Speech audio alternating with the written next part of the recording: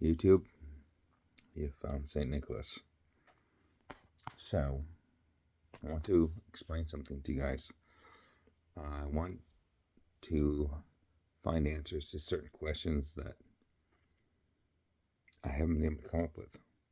All right, so one of the big things is that in my life and my life for many years, I've always been close to different things like understanding, troubleshooting, feelings that most people don't really understand. I don't think science has figured out all that stuff yet, but when I was younger, I could read people and understand how the way that they worked. And so when I was younger, I could use that to my advantage. But once I realized that I was doing things that were bad, I stopped doing that. When I was younger, I had more faith and the glass was a lot more full. And it was easier to fill it because I don't think that I had that negativity that I have now.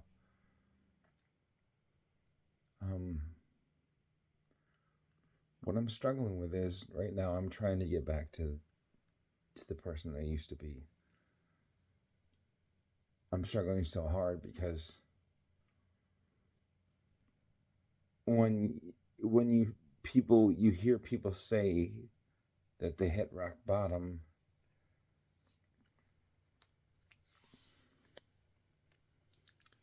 rock bottom doesn't hit me. It really doesn't, and it's not of my choice. I wish it would so that I could start over. I wait for that big, X that like just takes it all away, but I've not been able to hit that yet. So my mind, I'm like thinking natural processes in life because engineering is basically my background. For God's sakes, I can fix anything.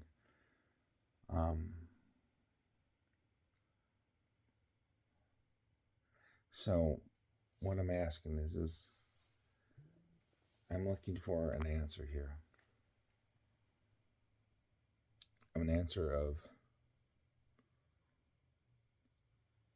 how do I restart my life without hitting rock bottom?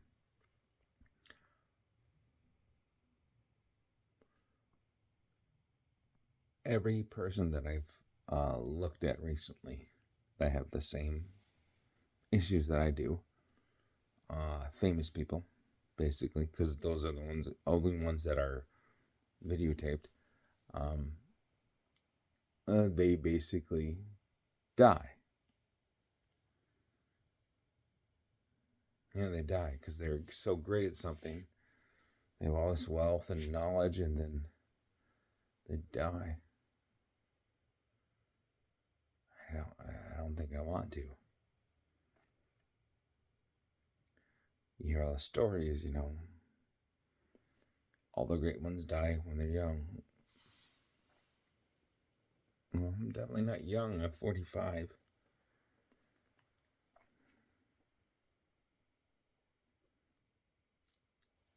I want to figure a way to like especially Elvis. Elvis was like, he was pristine and he had all the tension right off the bat, and he was so good. And also, there's a lot of people that are so good, but it's just the tension that you get and the right people to put you up there. But the thing is that with Elvis, that he had so much of it, and he was just, his music was beautiful, but his light is a great light. And if you're a person like me, you understand what I mean by light, meaning that like there's something that burns inside you, something beautiful, something pure, something that's God send. If I can explain it correctly, because a lot of people relate to God send, but it's just this beautiful, pure love perfection that doesn't hold any evil in it. This ability to allow things to flow through you that is just great.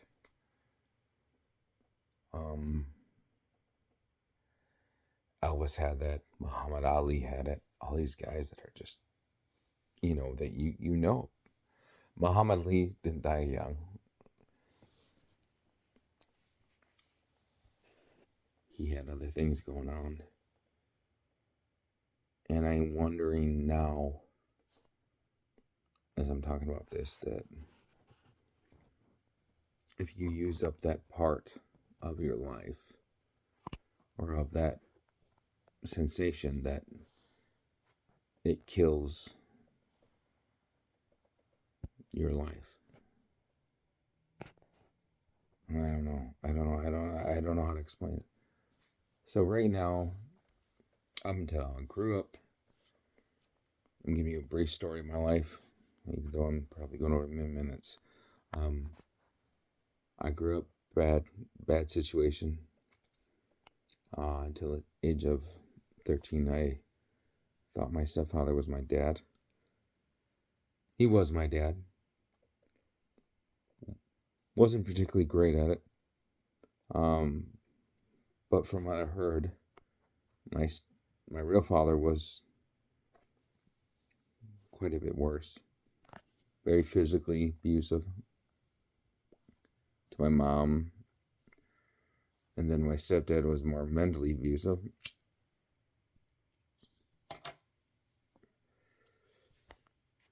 But as a kid, I had a lot of God taught to me, which was, I think, very crucial to my evolution as a grown up. You not even a grown up, but just in general. Like, I had these people in this church that wasn't necessarily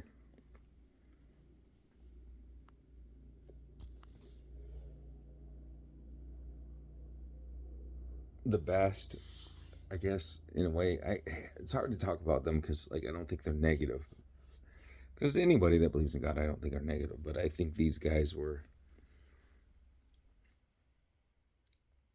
more strict than most religions.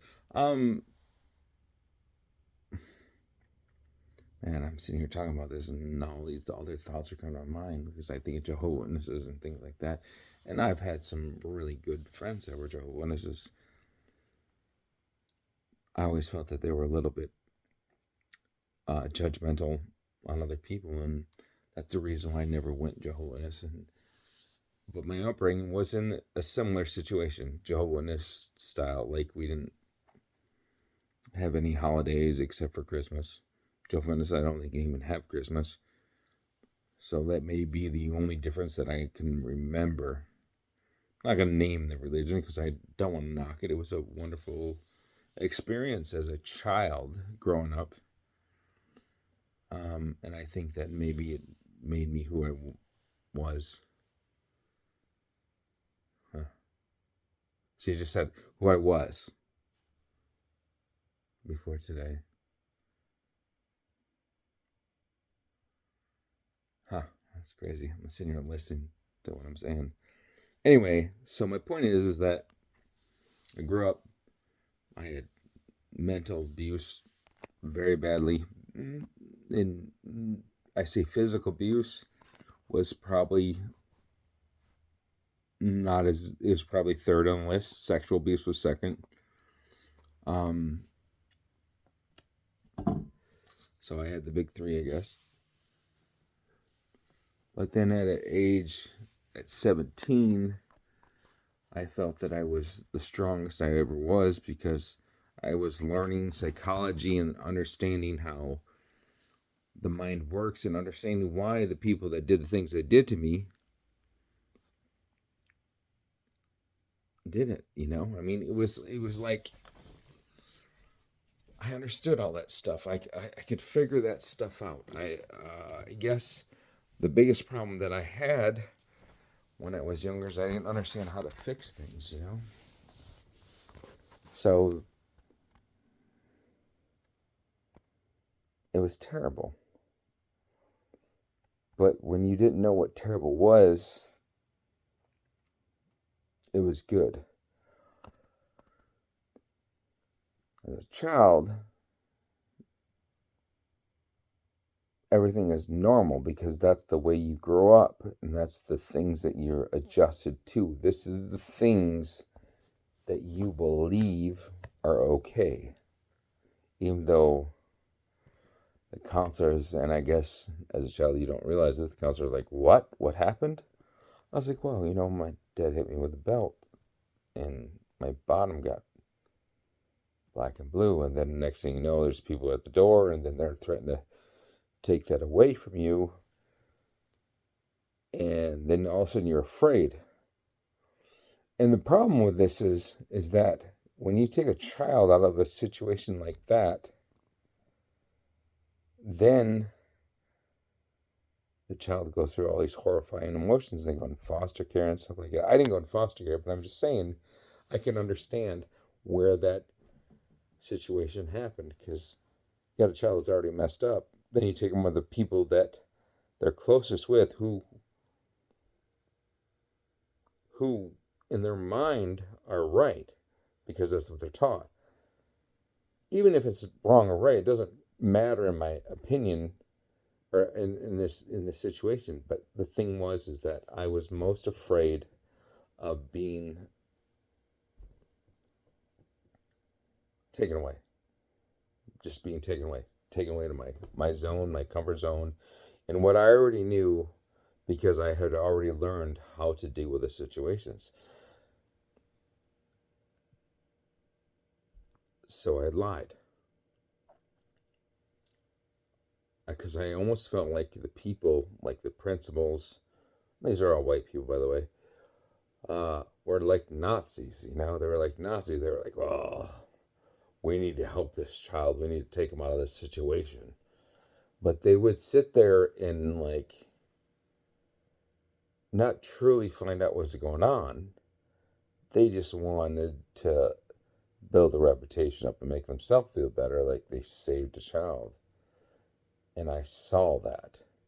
I saw that in their minds. Like, they would ask me certain questions that didn't really matter if I was safe or not. It just mattered on whether or not they had a ability to get me out of that situation. And that's heartbreaking, because I know that a lot of them are really doing good, but the people that I dealt with weren't. And I know they weren't. They were just trying to build a reputation. Unfortunately, one of them became the director. That person is who I faced later on in life. Never forget him, but I'll never say his name. I'll never talk crap about him,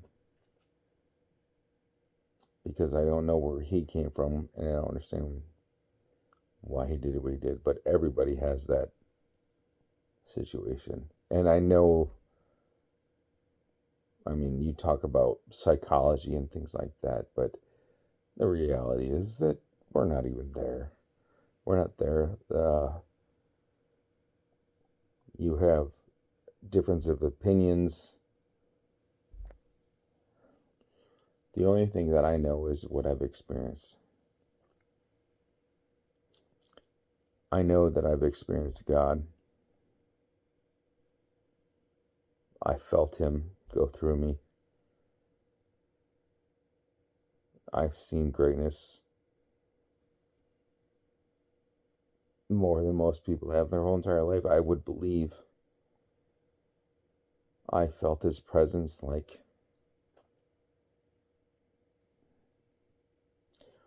to where my whole entire body and soul was addicted to the worst drug on earth. If that was it felt when that brush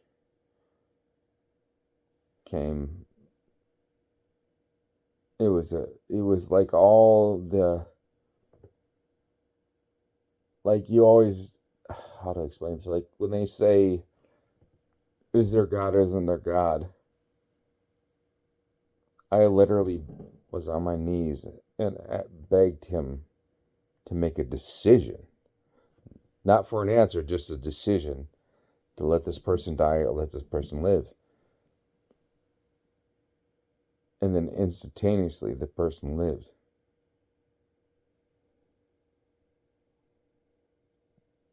And that took all the negative parts of my life growing up completely away.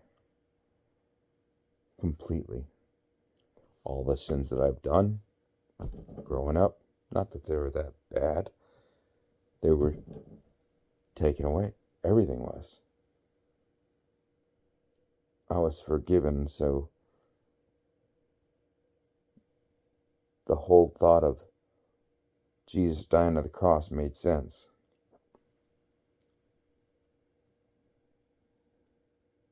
Still makes sense. So am I struggling now? Yeah, I don't want to go into that part. I could tell you about the whole situation, what happened, but I'm trying to make a point in the video that I need help. I need help trying to figure out how to get to the next level here. So years later, I'm dealing with ADHD. ADHD was something that was diagnosed when I was younger, and they put me on a whole bunch of different drugs. Tried one, tried the other, and made me just go up and down like crazy. And maybe because what it does is it attacks your feelings in a lot of ways. Like I would be extremely happy, and there was times I'd be extremely sad. And I don't know if any of that's right, but it was so bad because it altered yourself, the person that you were, the core values that you had, and it altered it. Right now, I've dealt with a lot of bad things that came up my way. One of the biggest ones is my little daughter. She's not little anymore. She's 17. Her mother, not a very good person. She never has. She's been a liar. She's awfully bad at all the things that she's done. And I've even tried to help her not be so mean and evil, but she's still doing it.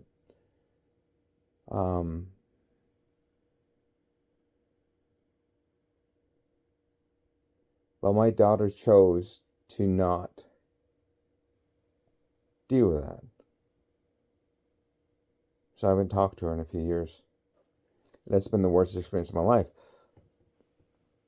I could sit here and tell you every single thing that happened to make her believe and choose that decision. The reason I'm heartbroken is because I believed that my daughter knew better.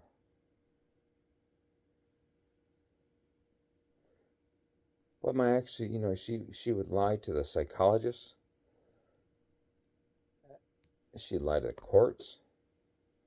And there was even proof, like, in the courts. Like, they literally had her lying. And they didn't do anything. But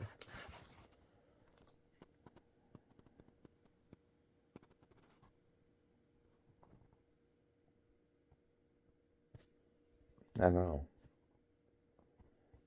It was not in me to go and try to prove her wrong, because I think that was a bad lesson for my little girl. I didn't want to fight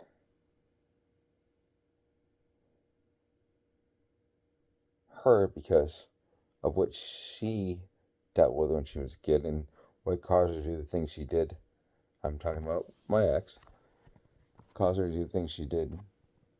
with us. She even told me the stories of her family and what her mom did to her dad, and all that stuff made sense. That's why she copycatted the same thing that her mom did.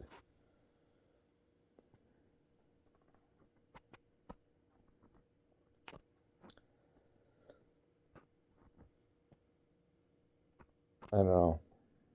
All I need to know is how to deal with the pain of, not how to deal with the pain, but how to restart my life now that my daughter refuses to be a part of my life.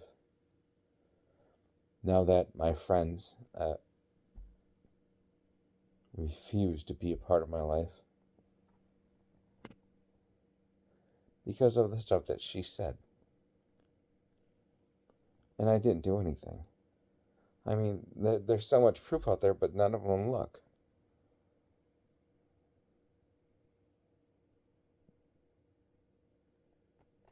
I'm just really heartbroken on that. It's not fair in any word or way. But I know there's people in different countries, and I know there's children in this country alone that you have this evil parent that is beating the crap out of you, even though you did nothing wrong. And they're constantly treating you like crap. And so all you do is sit there and wait for a time where they let up a bit, and then you make them feel better by talking to them. But if you do it too much, then they hate you more. I know, because that's pretty much what my childhood was like.